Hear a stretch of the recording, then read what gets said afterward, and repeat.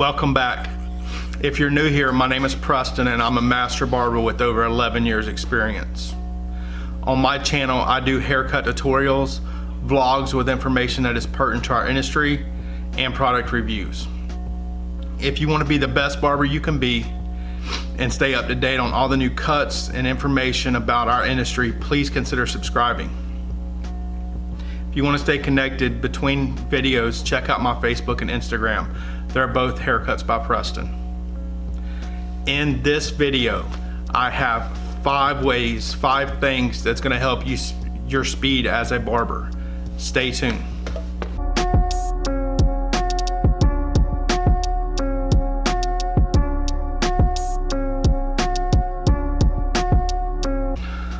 Five ways to improve your speed as a barber. Before I start with the 5 things, I want to give a disclaimer. I don't think focusing on speed is the right thing for any barber, much less a new barber.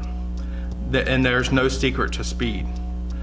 The things I'm going to tell you will help improve your speed, but it's not about winning races here, guys. If you sacrifice quality for speed, it will never be a good thing for you. Never ever sacrifice quality for speed.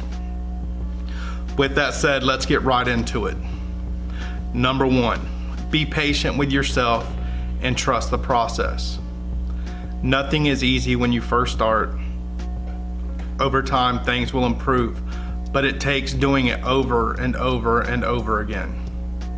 Every barber before you has gone through it, and every barber after you will.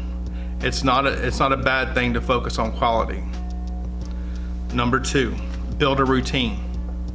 You know all the things that goes into giving a cut, so build a routine so you don't get lost during the cutting process. The process may vary from style to style, but know the steps to completion and follow them. Let me give you an example. If I'm doing a fade of any sort, skin fade, down to a number 2, whatever, I usually start the cut process with a fading process.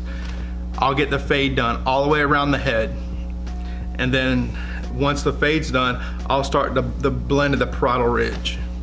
Once the parietal ridge is done, I'll cut the top and I'm done.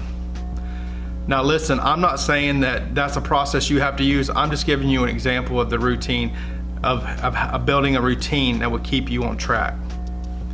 Number 3, stop doing the exact same thing over and over on the same cut. I see a lot of barbers, especially new ones, that will go over and over to cut because they're unsure. I get it. I was probably there doing the same thing. But let me say this. It's not about checking your work or cross-checking. I do those things all the time. However, if you're turning one haircut into 3, that's a problem. Number 4.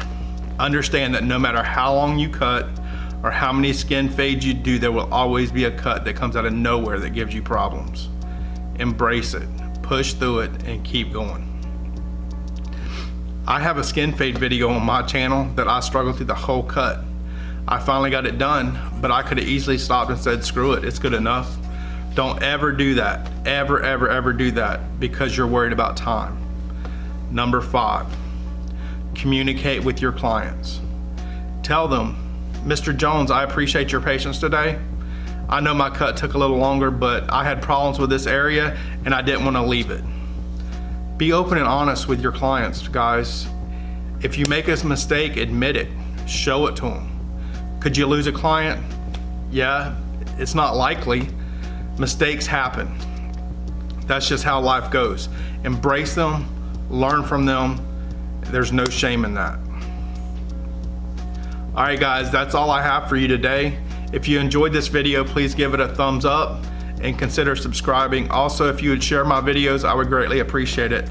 There are struggling barbers out there that need to hear the truth and encouragement. That's what it's all about. Until next time, I'm Preston. Peace out.